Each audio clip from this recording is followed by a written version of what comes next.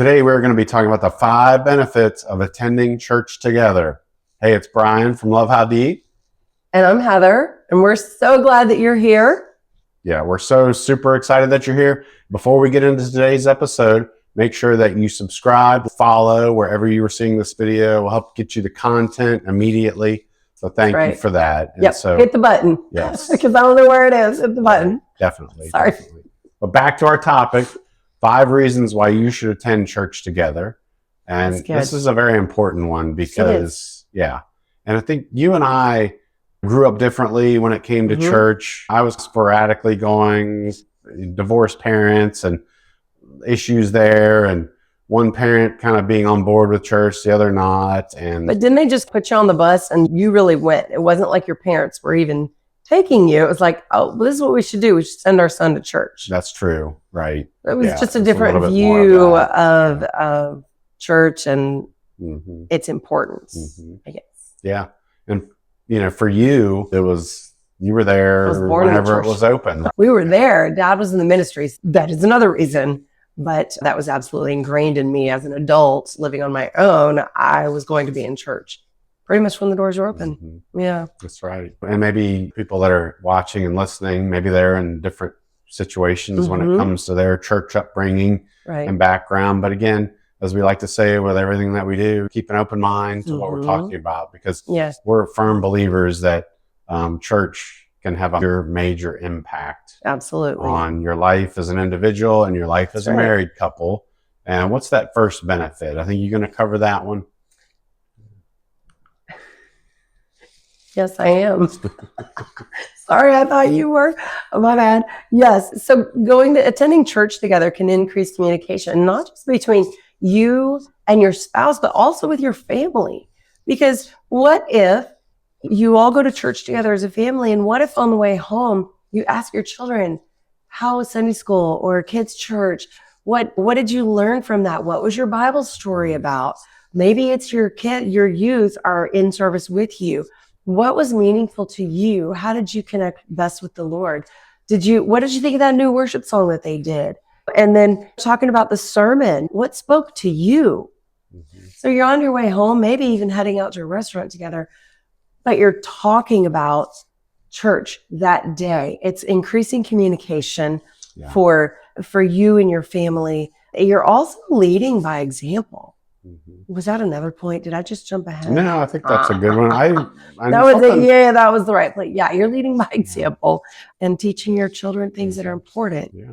And one thing I was thinking about just before we started this episode that maybe we should do is talk to each other even before we walk in and say, hey, make sure you come out of there with one thing that stood out to you. Yeah. What is your one thing? Again, it may be a connection with another person. It doesn't necessarily have to be a nugget from the sermon, but it can be anything. It could be anything. Right. And so just make sure that we're walking in there with that, because I know sometimes, you might say to me, hey, what was something that really stood out to you? And then it's a deer in the headlights. I need to go and process. Right. So I like that. So today we did go away talking about the sermon. It was quite impactful for us, but also one thing that I could share with you all is that the pastor came up to us and asked us a question.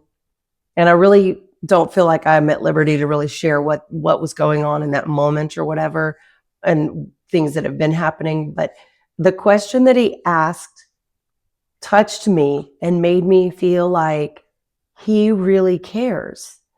There was some compassion there.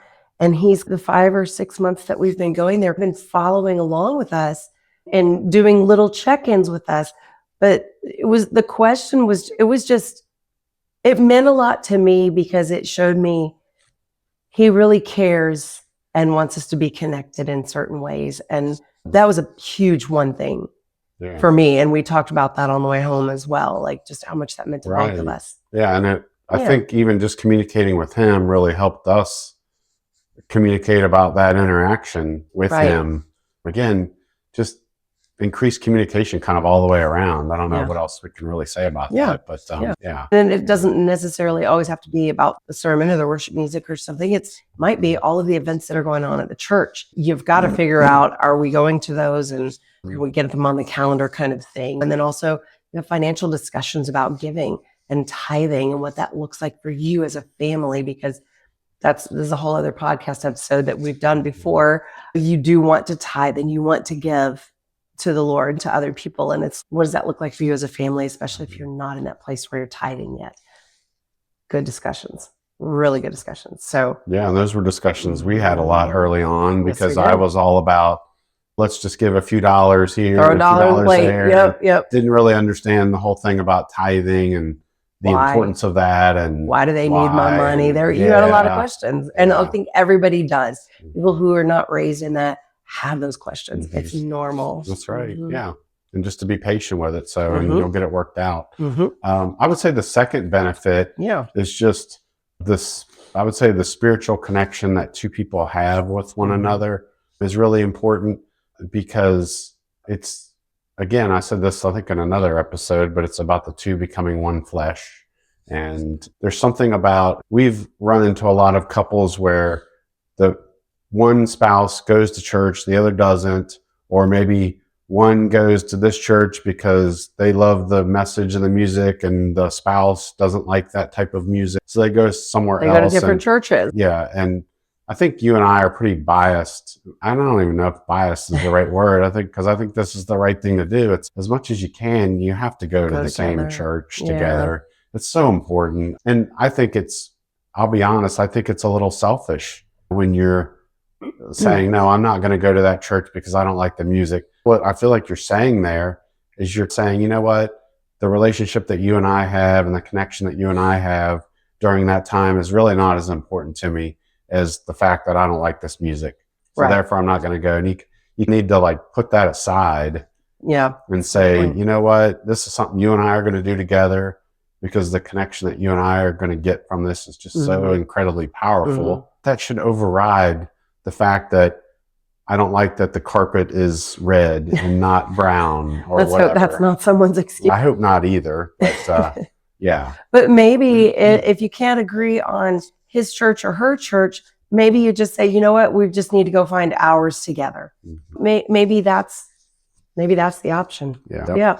But I think. Oh, one quick thing too, the power of prayer when it comes to, I think, connecting spiritually is incredibly important. I forgot to mention that, but just making sure that you're praying together. So it's not necessarily about church. Well, there's other added benefits that come into that. So anyway, I just wanted to put a plug in for that. So I think another thing that church does is it brings about community, whether it's in a small group, a Bible study group, or lunches that you have with friends. But the people that you see at church, that's your community. When you are going through some of the worst times in your life, you need your people around you. And that's something that we have experienced so many times. When we've hit a wall and been through some bad stuff, it's our church community that has just circled around us, prayed for us, helped provide for us, checked in on us. You need that, because we cannot do this life alone. The verse in the Bible, iron sharpens iron. You might sharpen somebody else and they might sharpen you, and you need that with each other. And so here's my plug here. If you're sitting at home and you're watching church online, that's not a community connection. And dare I say, I don't even know if you're connecting with the sermon or the music as well, because you're sitting on your couch and maybe getting up in the middle of something to go get more coffee, or go take a restroom break, or, oh, I need to check this. And you pick up your phone while they're talking. I really want you to hear my heart on this. Online church was good during COVID, so that we still had the word poured into us. It was good during COVID, but we're back now. Those doors are wide open. And I understand there are times maybe you're out of town and you want to zoom in on a church. That's good. That's really good. Or maybe you're in a health situation where you can't go, you're sick. It's a good thing, but it doesn't bring about that community that you need. And so if that's been your MO for a while, to just watch online, I urge you, hear my heart. I am not judging you. But I urge you and I encourage you to get back inside the doors of the church, inside those walls, and get connected with a community of people who will love you, support you, and help you. Because if you're not there, it's so easy for Satan to get in there and just cause a stink in your life and fall away from God before you know it. And not going that's the first step. And we don't want to, obviously you have seasons or moments where maybe there's some illness or we're not negating that. Or maybe you're in a retirement community and you don't have the ability to get out. Yeah, we're definitely not saying anything about that. But if you have the ability to get to a church and be in person with people, that is really what we would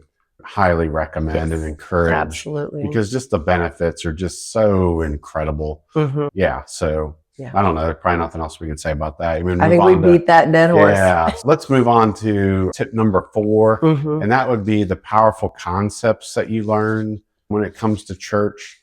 What I'm loving really about our pastor is I love how he takes these visuals. For example, today when we were at church, he talked about how the chains of sin that can entangle and ensnare us and make it difficult to move and to do what we need to do.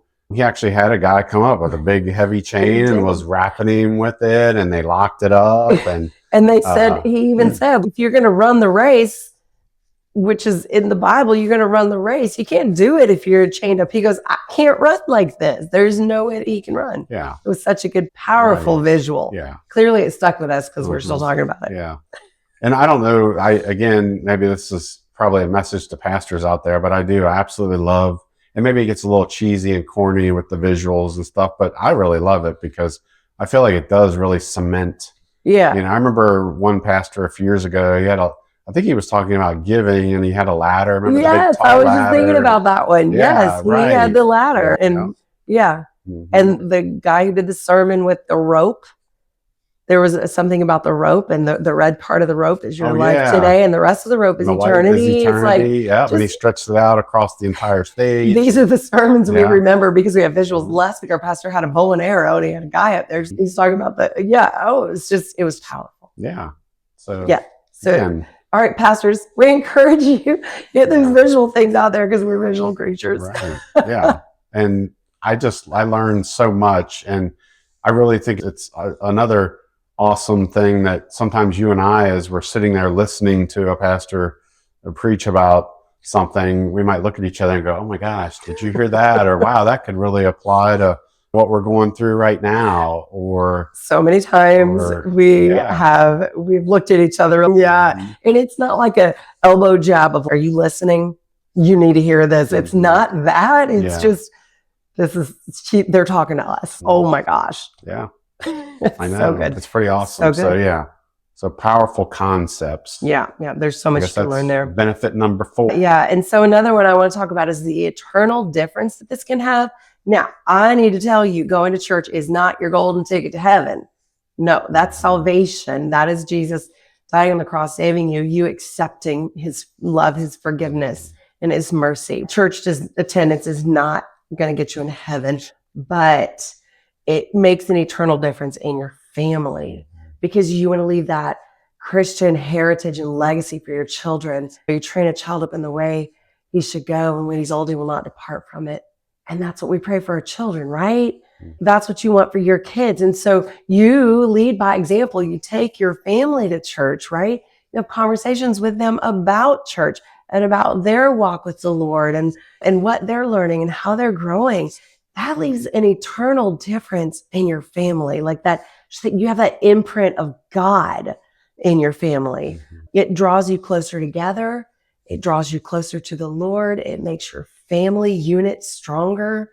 Is there anything else I can say about that? I don't think so. Again, we just want to reiterate, church is not our way to heaven, but it's an important piece. And I have had a lot of people give the excuse of, it doesn't say anywhere in the Bible that we should go to church. It does talk about how we should assemble together. And yes, you could say that is church. But the fact is, if we're like making excuses for, the Bible doesn't say that. This is something I think that it really comes from the heart. It really should be a heart issue. Do I want to go to church or do I not want to go to church? And if you don't want to go to church, then ask God to change your heart about that. We don't want this to be like a situation where it's, again, I have to go and this is a weekly thing and this is just, you just go because you have to go. And it's not about that. It's about just really, where's my heart for God? And then I supplement that, or I increase that, or I add to that by attending church together.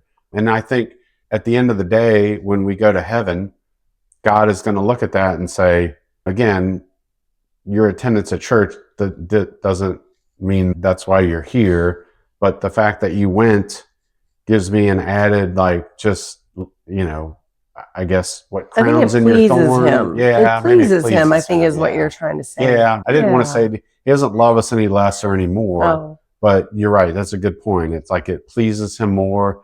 I think there's more for us, more things to do in heaven, a higher position that we may be holding in heaven when we do things like this. Yeah, so again, very important there. So I think with that, and there's probably so many more benefits that we could go into as to why church is important, but these are just 5, I think, that we pulled out. So really think about that. If you're in a place where, you're not attending together, or maybe even at all, and just have a conversation and be prayerful about that, and really dig deep as to why are we struggling in this area about attending church together. Set aside time and just talk to each other about it, and give each other grace and mercy, and just extend that love to each other and to yourself too, if you've been the one that's like a stick in the mud sort of thing. So so we would just really encourage you to move forward in this area. Amen to that. And before we go, make sure that if you are struggling in your marriage, as far as maybe a small hurt or a big betrayal, we've got an awesome online course on forgiveness.